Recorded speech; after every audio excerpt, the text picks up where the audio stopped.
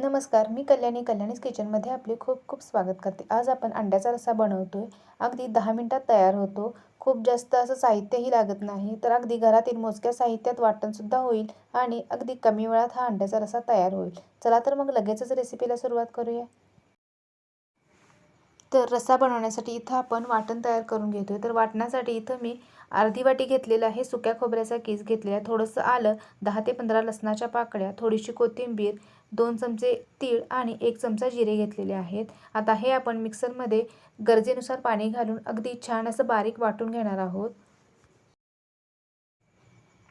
आणि रश्श्यासाठी इथं आपण 6 अंडी अशा प्रकारे छान उकडून घेतलेली आहेत आणि त्यांची टरफलं काढून घेतलेली आहेत.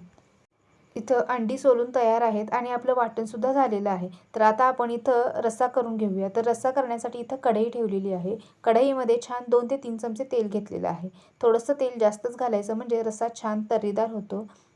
आणि आता यामध्ये आपण बारीक चिरलेला कांदा घातलेला आहे. कांदा छान अगदी ट्रान्सपरंट होईपर्यंत परतून घ्यायचा आहे, म्हणजे कांद्याचा कच्चा वास रस्स्याला येणार नाही. तर इथे पहा, कांदा सुद्धा आपला छान असा परतून झालेला आहे. आता त्यामध्ये आपण बारीक चिरलेला एक टोमॅटो घालूया.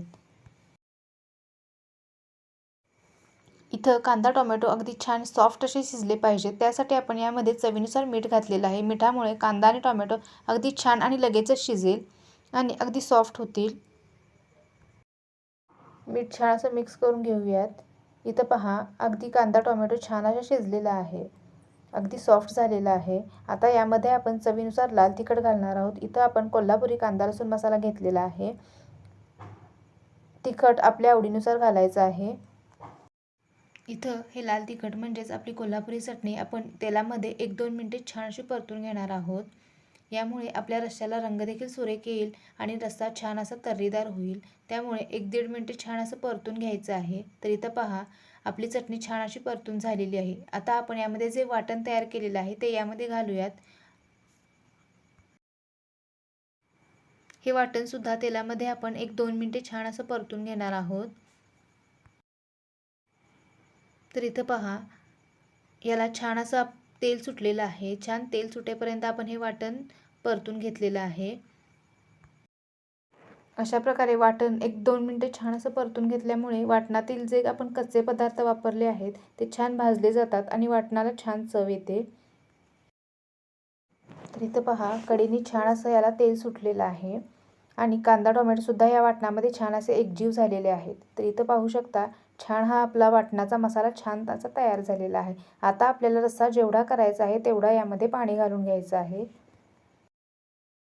आणि इथं गरमच पाण्याचा वापर करायचा, म्हणजे रश्श्याला छान अशी तर्री येते. तर यामध्ये आपण पाहिजे तेवढं पाणी घालून घेतलेलं आहे. आता आपण हा रस्सा 2 ते 3 मिनिटे उकळून घेणार आहोत. तर इथं गरम पाणी घातल्यामुळे रश्श्याला लगेचच उकळी यायला लागलेली आहे. इथं तुम्ही पाहू शकता, अशा पद्धतीने आपण 2 ते 3 मिनिटे रस्सा पहिल्यांदा उकळून घेणार आहोत. तर इथं पहा, आपला रस्सा छान असा उकळू लागलेला आहे. आता आपण जी उकडलेली अंडी आहेत ती यामध्ये घालून घेऊयात. अंडी घालून परत आपण 4 ते 5 मिनिटे हा रस्सा उकळून घेणार आहोत. तर इथं पहा, अशा प्रकारे आपला छान असा हा रस्सा उकळत आहे आणि अशा पद्धतीने अंड्याचा रस्सा तयार झालेला आहे. आता यामध्ये बारीक चिरलेली कोथिंबीर घालूयात आणि परत एक 4 ते 5 मिनिटे हा रस्सा उकळून घेऊयात. अशा प्रकारे झणझणीत असा अंड्याचा रस्सा तयार झालेला आहे.